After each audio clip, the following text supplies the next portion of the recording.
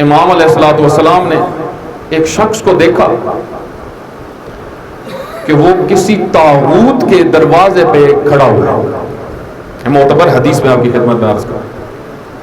طاغوت یعنی شیطان، طاغوت یعنی جو خدا سے ہٹے ہوئے لوگ، دشمن خدا، بنو امیہ کے چاپلوس طبقہ جو اس زمانے میں تھا، اور ہر ظالم حاکم کے ماتحت جو چاپلوس طبقہ ہوتا ہے، مقتدر طبقہ، یہ سب طاغوت ہے. تو امام علیہ السلام گزر رہے تھے، امام نے دیکھا کہ وہ ایک مسلمان بیٹھا ہوا، حضرت اس کے پاس گئے. حضرت نے فرمایا ادھر کیوں آئے ہوئے اس کے دروازے پر؟ کہا میری ایک ضرورت ہے. فرمایا ضرورت ایسوں سے پوری نہیں کرواتے، تمہیں یہ جگہ ملی ہے یہ تمہاری ضرورت پڑے پوری کریں گے، یہ ضرورتیں پوری نہیں کرتے، یہ تو خون پینے کے لیے آتے ہیں، یہ ضرورتیں پوری کرنے کے لیے.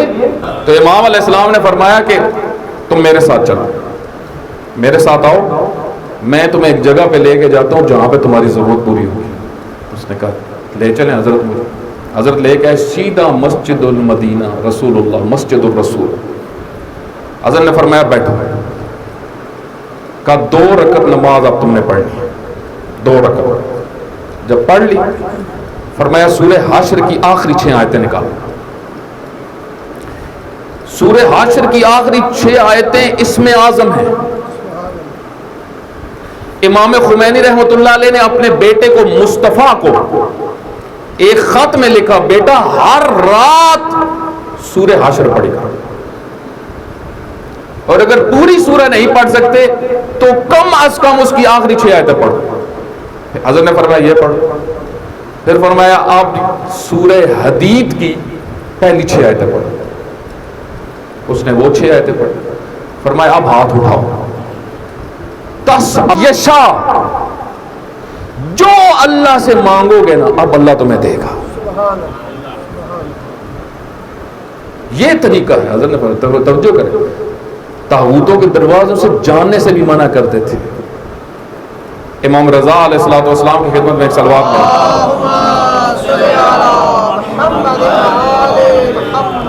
امام رضا علیہ الصلوۃ والسلام کے پاس 2 لوگ آئے ہوئے تھے. مسئلہ پوچھا انہوں نے، دونوں ایک علاقے سے آئے ہوئے تھے. کہا مولا یہ بتائیں ہماری نماز قصر ہے یا پوری پڑھنی؟ امام رضا علیہ السلام سے پوچھا. حضرت نے فرمایا ایک کو کہا تمہاری قصر ہے، دوسرے کو کہا تمہاری پوری ہے. انہوں نے کہا حضرت ہم ایک علاقے سے آئے ہیں. فرمایا مجھے پتا ہے، وہ جس کی قصر ہے نا وہ مامون سے ملنے نہیں آیا،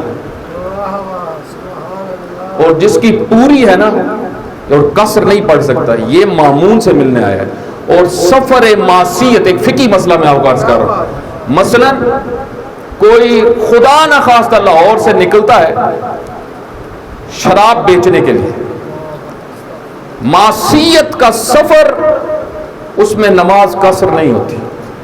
مثلا ایک صلوات پڑھا محمد انوار.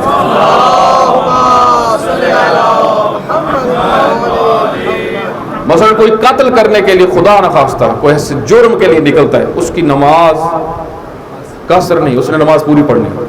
حضرت نے فرمایا یہ جس کو میں کہہ رہا ہوں نا پوری پڑھنی ہے، یہ کیونکہ مامون کے لیے آیا ہے. جو ایسوں سے ملنے کے لیے آتا ہے اس کا سفر بھی حرام ہے. یہ ائمہ کا دین ہے، یہ ائمہ کا دین ہے.